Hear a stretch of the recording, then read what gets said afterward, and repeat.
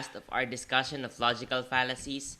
And indeed, we have gone through many logical fallacies already. I hope you have learned them. Today, we start with the Strawman Fallacy. It's when you make the case weaker than it actually is so as to defeat the argument more easily. In this Strawman Fallacy, what one does is you make a caricature or a strawman of a person and then you defeat that. So in your mind, you're thinking you have defeated the person, but in fact, what you have defeated is simply a strawman. When you make the case weaker than it actually is, it's like you're defeating the strawman. You're thinking that you have defeated the argument, but in fact, you have committed the strawman fallacy. When Christians attack other beliefs or other religions, they sometimes misrepresent them. That's another word for this, misrepresentation. You misrepresent something and then you're thinking that you have defeated the argument when in fact you did not really deal with the arguments, but you actually dealt with the strawman that you created. Let's look at examples. Trump has done nothing good during his term as a president. Biden is clearly better as it is.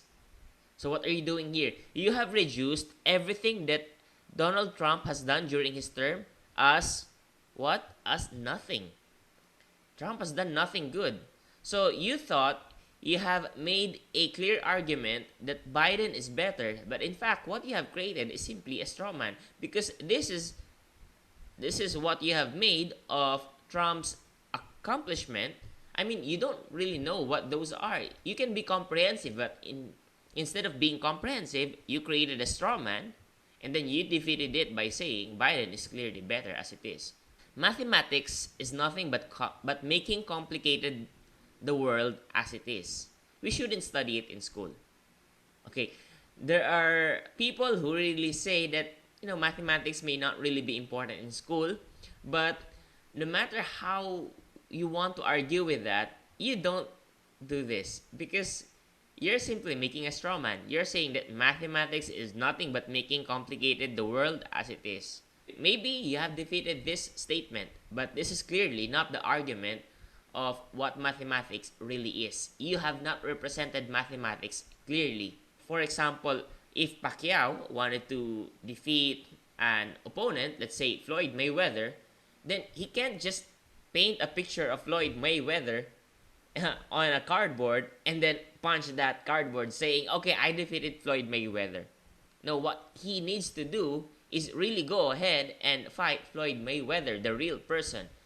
That's what you want to do to avoid the strawman fallacy. Here's another one. Atheists have no basis for being good because they don't believe in God. Now, this is one clear example of how Christians use the strawman fallacy. They reduce atheism or the belief that there is no God into something like this, that they have no basis for being good because they don't believe in God.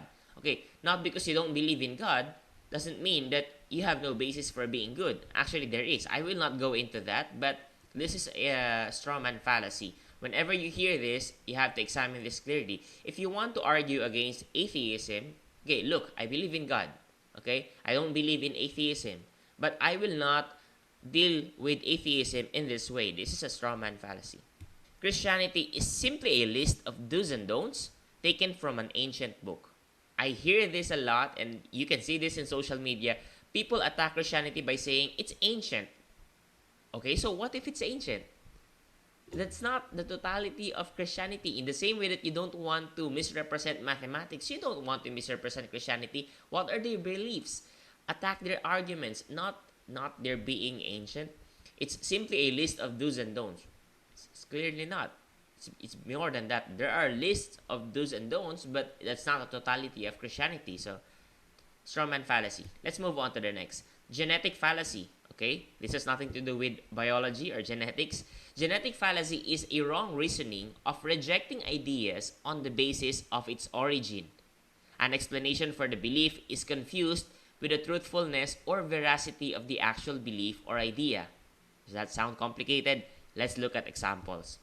Here, you only believe that because of where you were born. Okay, regardless of what that belief is, you saying that the person only believes that because of where that person was born is actually an example of wrong reasoning, or you're rejecting the beliefs of that person based on its origin, or you're actually invalidating the belief of a person simply because that person was born in that place. Can anything good come out of Nazareth? Okay, looking at this example, Nazareth is clearly implied as a bad place. This is actually from the Bible. Here, I will read from John chapter 1, verses 45 to 50. Philip found Nathanael and said to him, "We have found him of whom Moses in the law and also the prophets wrote, Jesus of Nazareth, the son of Joseph." Nathanael said to him, "Can anything good come out of Nazareth?" Philip said to him, "Come and see." Jesus saw Nathanael coming toward him and said of him, "Behold, an Israelite indeed, in whom there is no deceit." Nathanael said to him, "How do you know me?" Jesus answered him, "Before Philip called you, when you were under the fig tree, I saw you." Nathanael answered him, "Rabbi, you are the Son of God. You are the King of Israel." Jesus answered him, "Because I said to you, I saw you under the fig tree, do you believe? You will see greater things than this." So you see, why is this a genetic fallacy? Because Nathanael argued nothing good can come out of Nazareth. Simply because of the place of origin, Nathanael already invalidated Philip's claim about Jesus. So Philip properly answered this. If you encounter something like this, you respond like Philip. Philip said, "Come and see. Why don't you try this? Why don't you check my ideas out?" And then Nathanael did as such. Now, if you're someone like Nathanael, it's really good to respond like what he did. If someone invites you to come and see, then you go and see. Go check the merits of the argument. Go and check their beliefs. What if they're really right and you're really wrong? Okay? Don't just stop. Don't close your mind. Be open-minded. So that's what Nathanael did. And look what happened. He completely was turned around from believing that nothing good can come out of Nazareth. He went around into saying, "Rabbi, you are the Son of God." But Jesus does not just solicit followers. That's the thing about him. And he presented himself as someone better than who Nathanael think he is by saying, "Because I said to you, I saw you under the fig tree. Do you believe?" He challenged Nathanael that if you already believe simply because of what you have seen, well, you will see greater things than this. I am more than what you have seen today. And sometimes we treat ideas like this. We minimize them. We have to look at them properly. So in a sense, there's a little bit of Strawman Fallacy here, but this is really genetic fallacy. Here's the last one, the last fallacy for this week. Posthoc Fallacy. Posthoc is a Latin term. So it's when two events running in parallel are fallaciously joined together causally. Okay, this is causally, not casually. So literally, post hoc means after this, therefore, because of this. So in Latin, it's post hoc ergo propter hoc. That's the whole term for this fallacy, but we can shorten it as post hoc fallacy. So you believe that after this, because something happened after this, you conclude that, therefore, because of this. Let's look at examples so you can understand this better. Premise 1, the telephone rings. Okay? Premise 2, the doorbell immediately sounds. Conclusion, therefore, the telephone ring, caused the doorbell. Okay, this is an example of two events running in parallel. The telephone rings, okay, and a parallel event, the doorbell immediately sounds. Now, they're parallel, they're not supposed to meet, but what you did is, in your conclusion, you connected them. You joined them together causally. You just said that the first one caused the other, even though they're actually running in parallel and they're not supposed to meet. Another example. Premise 1, I kicked my car tire in frustration because, it's broken down. Premise 2, suddenly, the car starts. Conclusion, therefore, the kick caused the car to start. How fallacious is that? And yet, people are guilty of that. Okay, when the car starts after they kick the tire or they kick part of the car, they're thinking, oh no, So you can see this is how superstitions are born because of post hoc fallacy. Premise 1. People came and prayed for my granny. Okay, probably in the hospital. Premise 2. Granny got healed of her sickness. Conclusion. Therefore, the prayers healed granny. Okay, it's a claim about miracles. It's an argument for miracles. Okay, miracles can be logical, but this is not how you argue for the logic of miracles. This is the wrong argument for miracles. And we have to be careful. Believers here, you have to be careful because sometimes you might be arguing for a belief, a religion, a miracle in the wrong way. Because if this is how you think, this is fallacious. This is wrong. What if your granny got healed of her sickness because she took a medicine? What if an operation happened? And you're not taking those things into consideration because you're already assuming that the people who prayed were really the one who caused the healing. Maybe, okay? I'm saying maybe. This ask for more consideration, for more examination. But immediately jumping that simply because someone prayed and then another thing happened, you connecting them immediately is something that could be fallacious.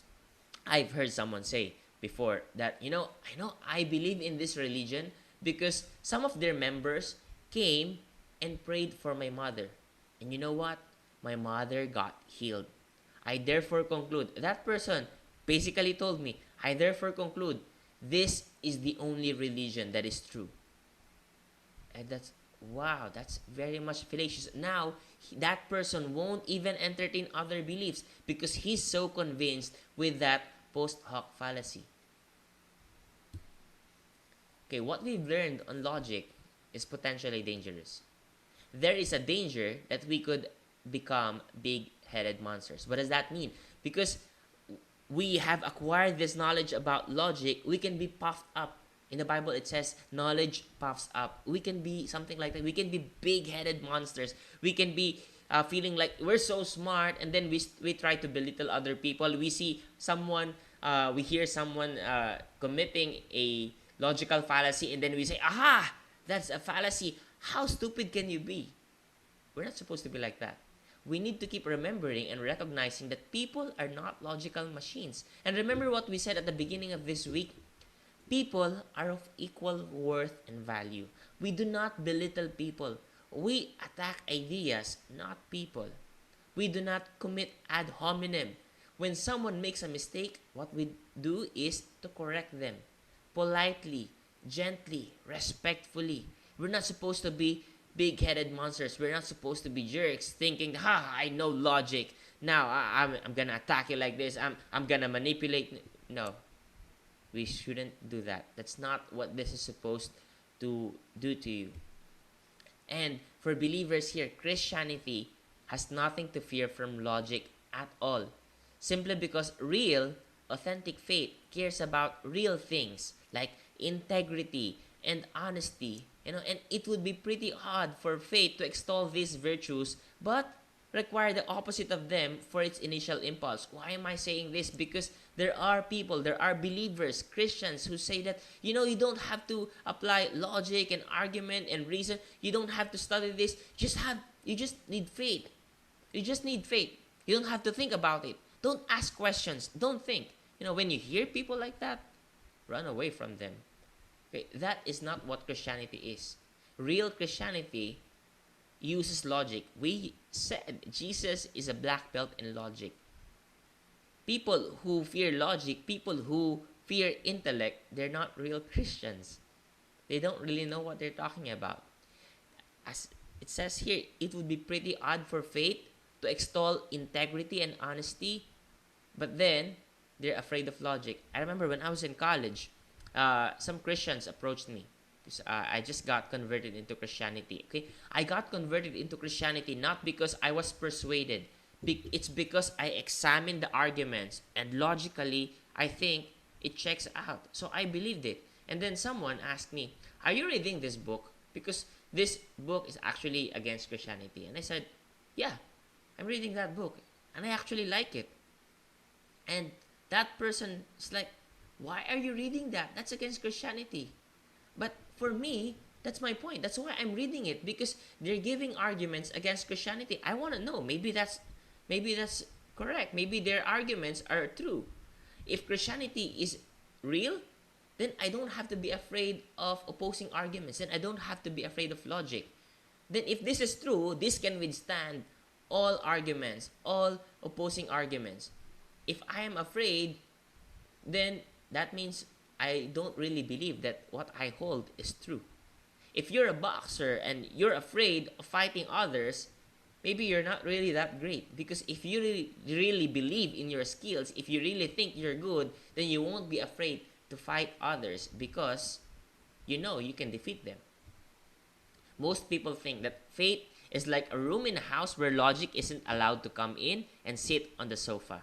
They don't realize that without logic, there's no room, there's no reality, there's no sofa, there's no perception, there's no distinctions. Logic is like air. It's utterly unavoidable. When we said logic is the math of life, it's everywhere. You don't have to see it, but it's there. It works. Question is, are you willing to follow the truth wherever the logical argument leads? I don't know what you believe. Maybe right now it doesn't matter. But for the rest of the school year, what we're going to do is we're going to examine beliefs, and we're going to use logic and rational arguments. Question is, before we start, before we continue, are you willing to follow where logic will lead you? Or will you simply insist, no, okay, I'm closed-minded, I'm done, this is what I believe, I will not allow it to be changed. I will not entertain any other ideas. My encouragement, and this is actually Jesus' encouragement in the Bible. If you read, that's why I love Christianity, that's why I love Jesus. When you read the Bible, you meet Jesus, He welcomes opposition. He entertains them because He's not afraid. So I encourage you, do not be afraid of oppositions. Do not be afraid. Open your mind, open your heart, examine arguments, use logic.